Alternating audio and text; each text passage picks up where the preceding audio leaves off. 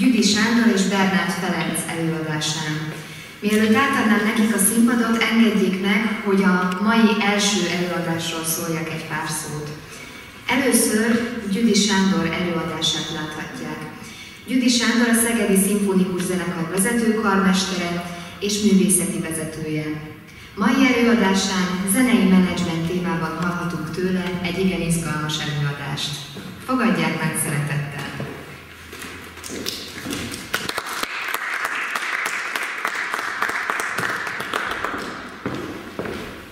Jó napot kívánok! Ez az igen izgalmas, ez jól hangzott, mert némi biztatást ad. Először is köszönöm, hogy ennyien eljöttek egy előadással, amiről nem tudták, hogy miről is lesz itt szó. Igaz, hogy most idézet következik a fesztivál programjából, exkluzív előadás, neves magyarországi sztár vendégekkel meghirdetve a program. Bernát Ferencről lehet tudni, hogy egy neves gitáros, én pedig nem úgy neves, de még csak nem is vagyok gitáros, aki közel látjuk, hogy nem vagyok gitáros. Tehát, hogy kerülök ide?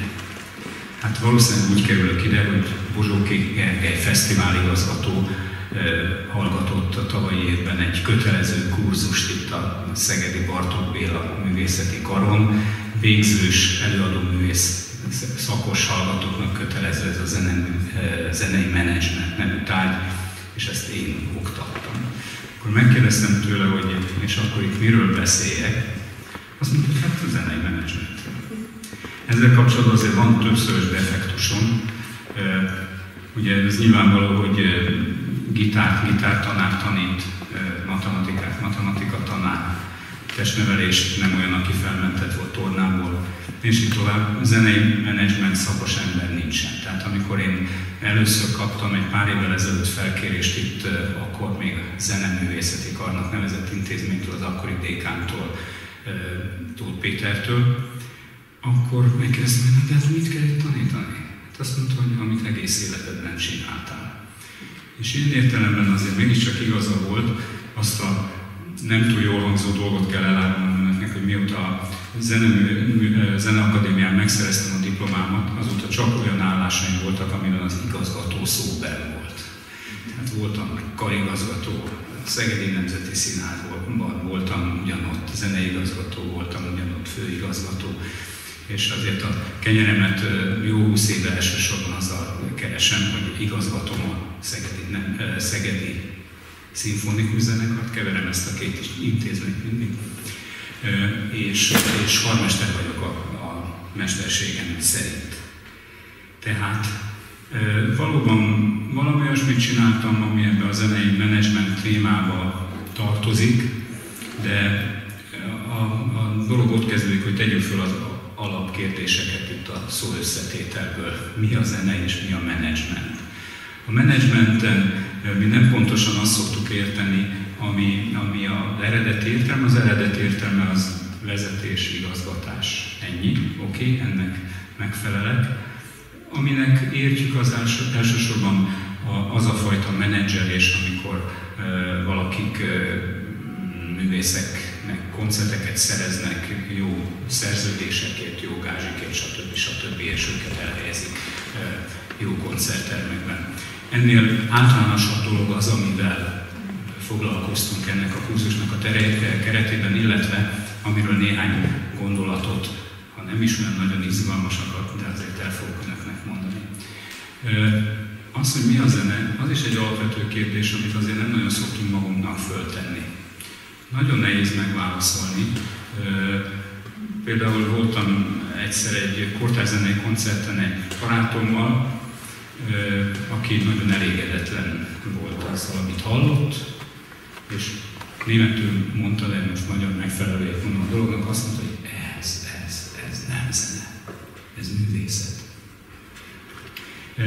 Ez rávilágít ezzel az egésszel kapcsolatban valami olyasmire, hogy mit ítélünk zenének, az különböző lehet azáltal, hogy aki leírta, mondjuk annak szánja, aki hallgatja, ezzel nagyon elégedetlen és nem fogadja el, hogy ez a zeneművészet körébe tartozik. Ugyanígy, tehát abban könnyű megegyezni, hogy a zene valami olyasmi, ami szervezett hangi jelenségeket jelent. rögtön hozzátehetjük, hogy nem kell feltétlenül annak szólni, annak a zenének, mert hiszen zene a kotta is, ami bennünk fel tudja idézni azokat a hangi képzeteket, amit az alkotója szándékozott megszólalásra alkalmasnak tartott. Ugyanígy például a madárdal lekottázható, nagyon könnyedén, dallam felhasználható egy zenemű témájaként, ugyanúgy, mint a szerzőnek a saját invenciója, vagy egy népdal, vagy bármi más.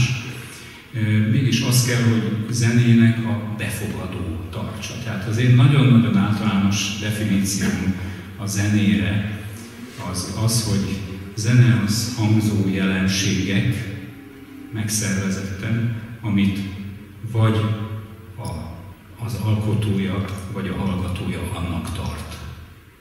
Ez egy elég tág definíció, és ezen belül persze a zenét osztogathatjuk szűkebb kategóriákra, mint hogy mindjárt én fogom is önöknek.